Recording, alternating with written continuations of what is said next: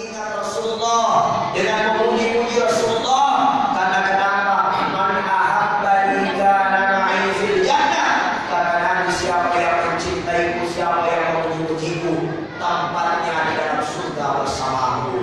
Maka dari itu Bapak Ibu dimuliakan Allah, pesan gembira dari Rasulullah menanti kita di dalam surga bagi orang-orang yang senantiasa bersalawat kepada Nabi Sallallahu Alaihi Wasallam.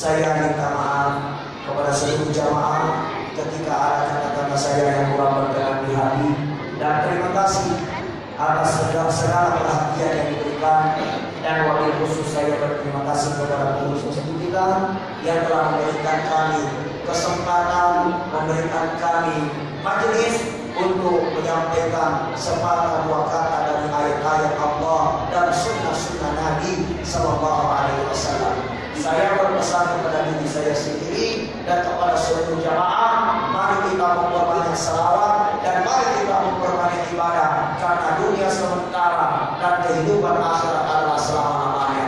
Maka dari itu dunia bukan tempat hidup, dunia bukan tempat tinggal, tapi tempat untuk meninggal.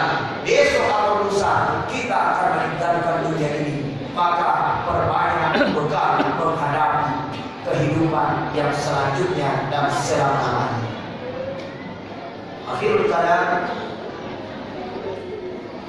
Wabillahi taufiq wassa'adah. Hadanallahu wa iyyakum ila sabis salam. Assalamualaikum warahmatullahi